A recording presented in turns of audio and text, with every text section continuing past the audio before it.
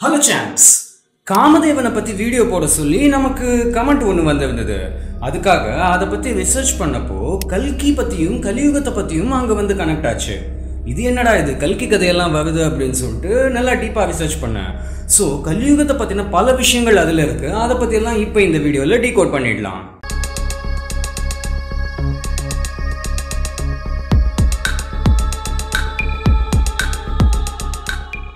காமதேவனோட கதை கல்கியோட எப்படி வந்து கனெக்ட் ஆகும்னு பார்க்கறதுக்கு முன்னாடி முதல்ல இந்த காமதேவனோட ஸ்டோரி என்னன்றத டீட்டெயிலாக பார்த்துடலாம். திரிமூர்த்திகளான பிரம்மா, மகாவிஷ்ணு, சிவா இவங்க 3 பேருமே காமதேவனோட கதையில் இருக்காங்க. அதாவது எப்படின்னா, பிரம்மா கிட்ட ஸ்டார்ட் ஆகுது, சிவன் கிட்ட கண்டினியூ ஆகுது, மகாவிஷ்ணு கிட்ட முடியுது. காமதேவனை மன்மதன்னு சொல்லுவாங்க.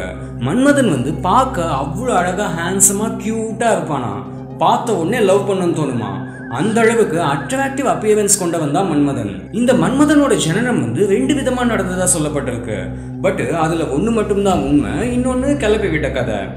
முதல் கான்செப்ட் படி பிரம்மதேவனோட மாவிலிருந்து, அதாவது நெஞ்சிலிருந்து பிறந்த பையன் தான் மன்மதன்னு சொல்லுவாங்க. அண்ட் 2வது கான்செப்ட் படி மகாவிஷ்ணுக்கும் லக்ஷ்மி தேவிக்கும் பிறந்த பையன் தான் மன்மதன்னு சொல்லுவாங்க. இந்த 2ல எது உண்மைன்னு பாத்தீங்கன்னா, 2வது கான்செப்டான மகாவிஷ்ணுக்கும் லக்ஷ்மி தேவிக்கும் பிறந்த பையன் தான் மன்மதன் அப்படின்னு நான் சொல்ல மாட்டேன். ஏன்னா அது கிடையாது.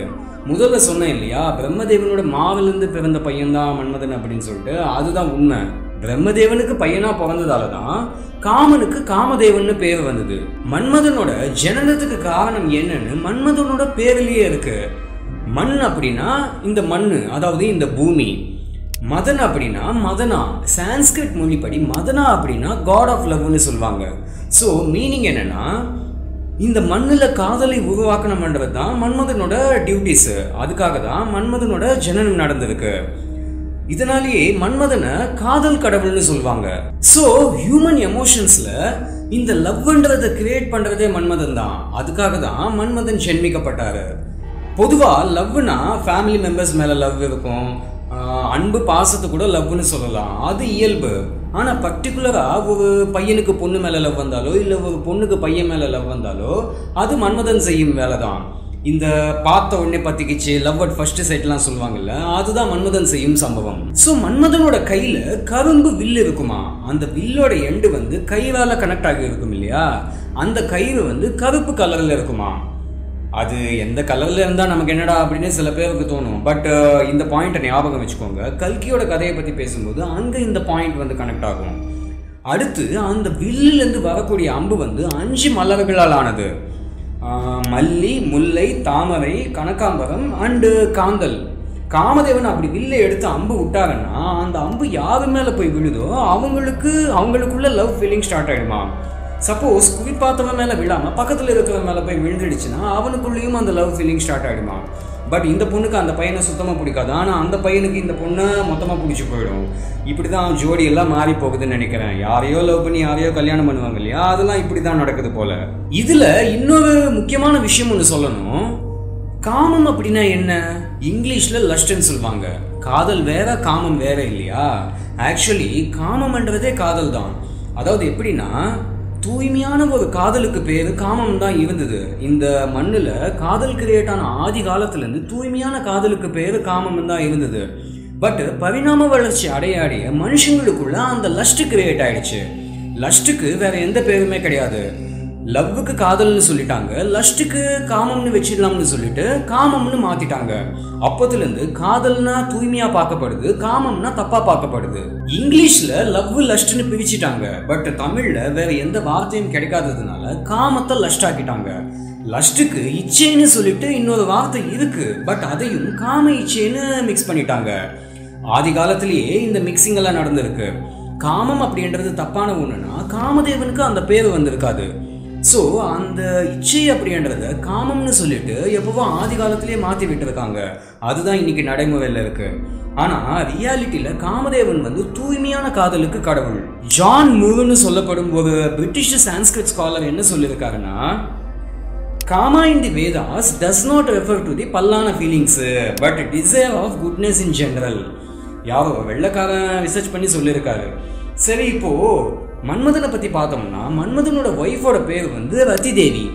ரத்தி தேவியை விட ஒரு அழகான பொண்ணு 14 லோகங்களையும் கிடையாதான். அந்த அளவுக்கு செம்ம அழகான பொண்ணு தான் ரத்தி தேவியா.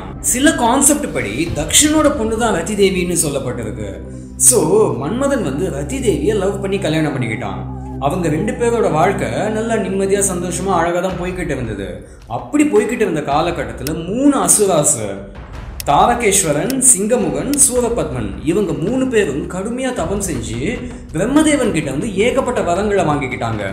பிரம்மன் வந்து அந்த வரத்தை கொடுத்ததுனால கடலுக்கு நடுவுல வீர பிரம்மம் அப்படின்னு சொல்லிட்டு ஒரு இடத்த கிரியேட் பண்ணி அந்த இடத்தையும் ஆட்சி செஞ்சுக்கிட்டு வந்தாங்க.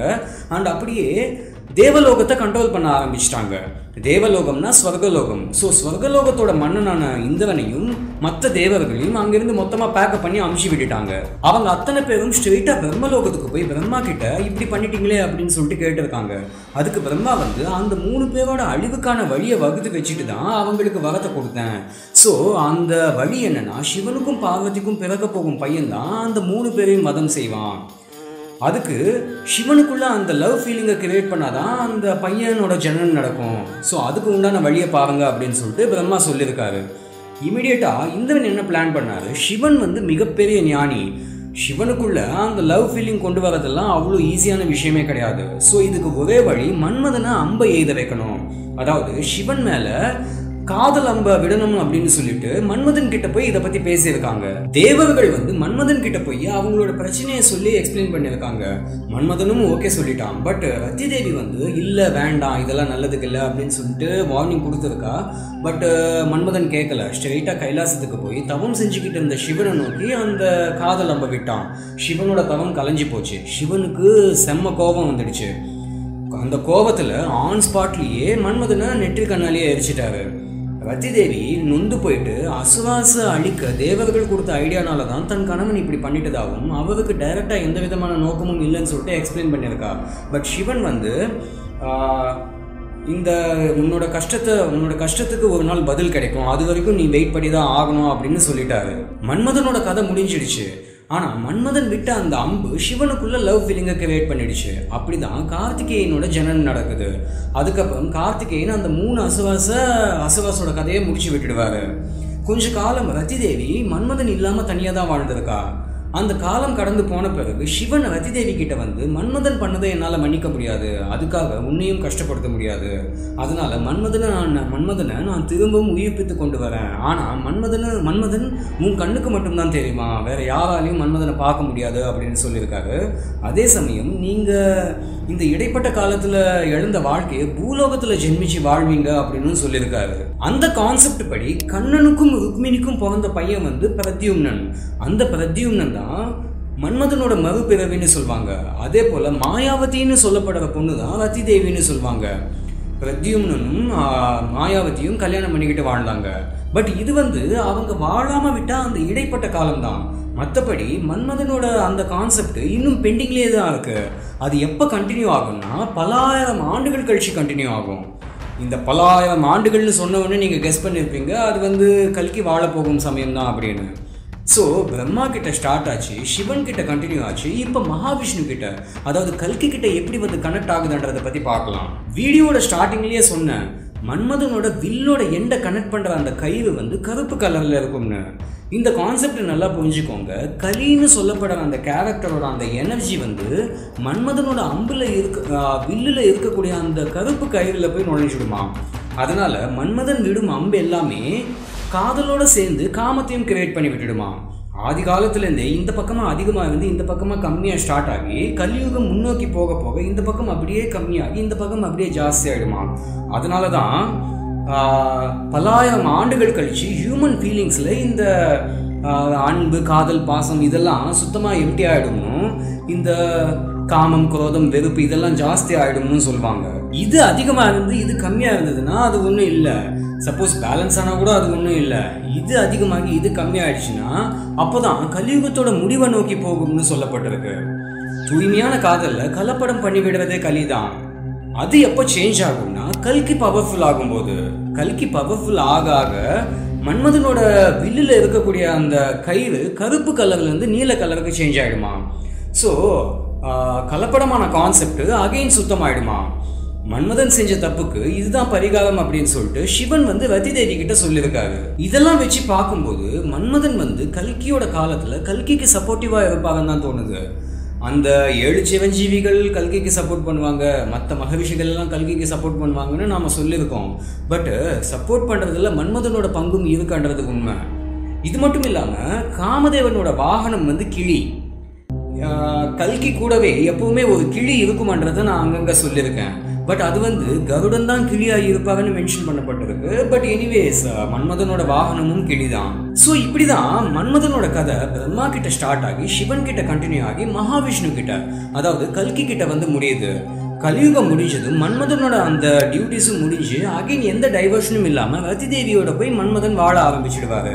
ஸோ இதெல்லாம் தான் மன்மதனோட கதை கல்கியோட கதையோட எப்படி வந்து கனெக்ட் ஆகுதுன்ற கான்செப்ட். ஜெகன்னு சொல்லப்படும் நம்ம வியூவர் காமதேவனை பற்றி வீடியோ போடுங்கன்னு சொல்லி கமெண்ட் பண்ணதால தான் நான் இந்த கான்செப்டை ரிசர்ச் பண்ணேன். கண்டிப்பாக உங்களுக்கு இன்ஃபர்மேட்டிவாக இருக்கும்னு தோணுது. அப்படியே இந்த வீடியோவை ஷேர் பண்ணுங்கள். மீண்டும் அடுத்த வித்தியாசமான வீடியோவில் சந்திக்கலாம். until then bye.